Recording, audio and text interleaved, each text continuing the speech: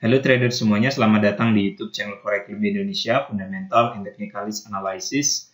Kali ini kita akan bahas mengenai berita fundamental yang paling berpengaruh terhadap pergerakan mata uang sebuah negara. Pembahasan ini penting, perlu teman-teman simak dari awal hingga selesai, agar sahabat FCI semua tahu berita apa yang dapat menggerakkan harga mata uang suatu negara dapat naik ataupun turun secara signifikan. Oke? Namun sebelum kita masuk ke penjelasan yang lebih lengkap dan detail mengenai berita fundamental yang paling berpengaruh ini, perlu kami ingatkan kepada sahabat FCI semua yang saat ini belum daftar akun trading di XM ataupun belum punya akun trading di XM, silakan daftar terlebih dahulu. Penjelasan lengkap bagaimana cara daftar akun trading di XM, paduannya telah kami jelaskan di video yang paling pertama di dalam playlist belajar trading forex dari nol. Teman-teman bisa klik notif di bagian atas video. Oke, ataupun silakan buka menu playlist di YouTube channel Forex Lebih Indonesia. Di situ ada playlist belajar trading dari nol. Di video yang paling pertama telah kami jelaskan secara lengkap step by step cara daftar akun trading di XM. Ikuti panduannya, ikuti langkah-langkahnya sehingga sahabat FCI semua punya akun trading di XM. Link website XM kami cantumkan di bagian kolom deskripsi video ini. Oke.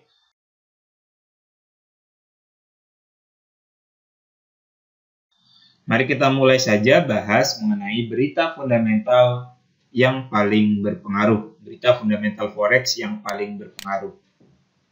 Kali ini kita akan bahas pair mata uang Kanada dengan yen Jepang, di mana di minggu yang lalu Bank of Canada ini merilis kebijakan moneter. Nah, kebijakan moneter ini yang merupakan sebuah sinyal bagi teman-teman untuk menganalisa arah pergerakan mata uangnya akan naik ataupun turun dalam jangka panjang. Oke.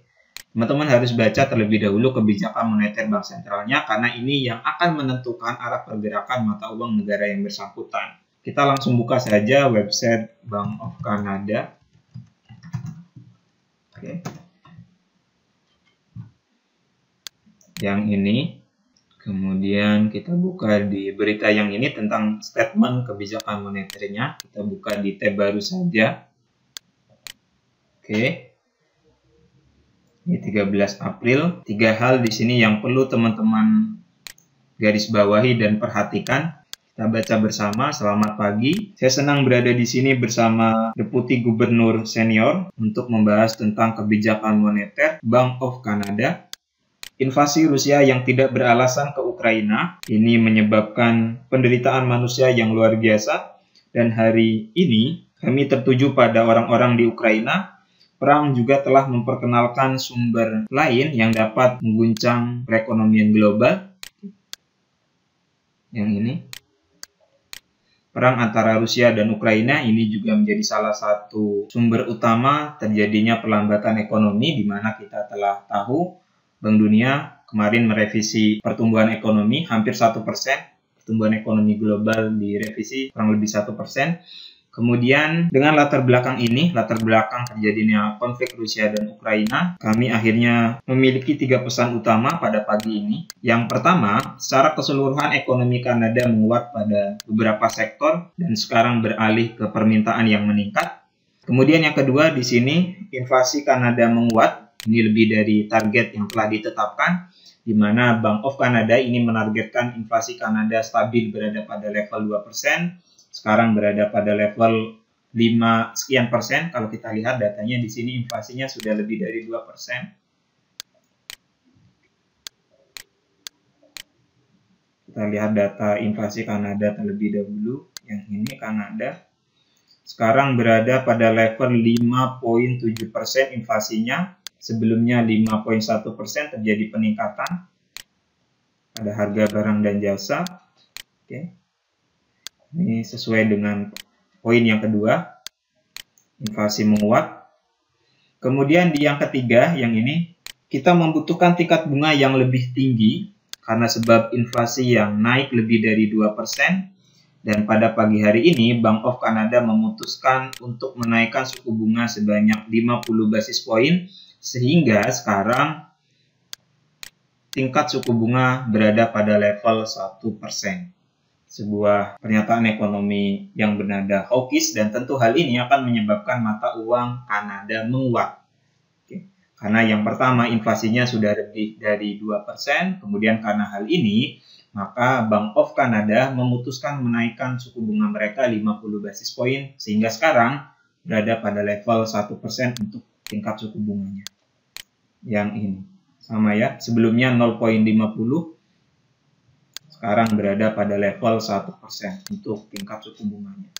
Kebijakan moneternya bernada hawkish dan tentu akan menyebabkan mata uang Kanada menguat beberapa waktu ke depan. Dan kalau kita lihat, Bank of Jepang ini telah kita banyak bahas di pertemuan sebelum ini, kebijakan moneternya ini masih tetap dipertahankan sama dengan kebijakan yang sebelumnya, tetap menggunakan kebijakan ekonomi yang ultra longgar, dan tentu hal ini akan menyebabkan mata uang yen Jepang melemah. Jadi kalau teman-teman trading per mata uang CAD JPY antara Kanada dan yen Jepang, maka kita sudah tahu bahwa arahnya akan naik karena Kanadanya menguat, yen Jepangnya melemah. Nah, sekarang kita buka grafik per mata uang Kanada dan yen Jepang. Kita buka MT4XM. Ini kita buka grafik Kanada dengan yen Jepang. Ini TF monthly. Teman-teman yang telah belajar strategi Quasimodo, nah ini perlu diperhatikan juga. Kalau kita lihat berdasarkan pola grafik, ini terbentuk pola Quasimodo. Ini teman-teman bisa lihat nih, ini left, yang ini head,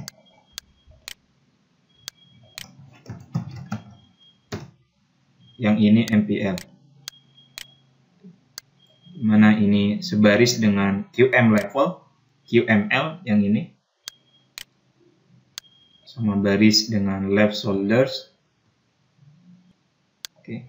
Nah, ini kan pola sell nih Quasimodo-nya. Tapi secara fundamental tadi kita telah bahas bahwa Kanadanya akan menguat, mata uang Kanadanya akan menguat. Maka teman-teman sebaiknya ikuti analisa fundamental yang terjadi ataupun sesuai kondisi fundamentalnya seperti apa. Kalau mata uang Kanadanya akan menguat, ya berarti teman-teman fokus cari peluang open posisi buy. Oke. Dan MPL ini sudah di breakout karena memang Bank of Canada menaikkan suku bunga 50 basis point. Dan tentu ini akan menyebabkan investor dan para pelaku pasar membeli mata uang Kanada dan menjual mata uang yen Jepang. Oke, jelas ya teman-teman semua. Jadi salah satu berita yang sangat berpengaruh terhadap pergerakan mata uang adalah kebijakan moneter daripada Bank Sentral negara yang bersangkutan. Jika Bank Sentral mulai melakukan pengetatan moneter, maka mata uang negara akan menguat, sedangkan apabila tetap dalam kebijakan ekonomi yang longgar ataupun ultra longgar, maka mata uang negara yang bersangkutan akan melemah. So, jadi teman-teman pilih mata uang yang ingin menguat dan satu mata uang yang akan melemah. Seperti per mata uang Kanada dengan yen Jepang ini, Kanada mulai menaikkan suku bunga, sedangkan yen Jepang masih tetap dipertahankan pada kebijakan ekonomi yang ultra longgar dan suku bunganya masih tetap dipertahankan pada level yang negatif 0,1%. Oke, semoga bermanfaat. Jika ada yang belum dipahami, silakan teman-teman tulis pertanyaannya di kolom komentar di bawah. Dan bagi sahabat FCI semua yang ingin belajar analisa fundamental lebih lengkap, silakan buka menu playlist di YouTube channel Forex Lebih Indonesia. Di situ ada playlist analisa fundamental Forex. Telah banyak kita bahas materi-materi analisa fundamental, teman-teman tinggal pelajari saja. Jika ada yang belum dipahami, silakan tulis pertanyaannya di kolom komentar video. Semoga bermanfaat. Terima kasih. Assalamualaikum warahmatullahi wabarakatuh.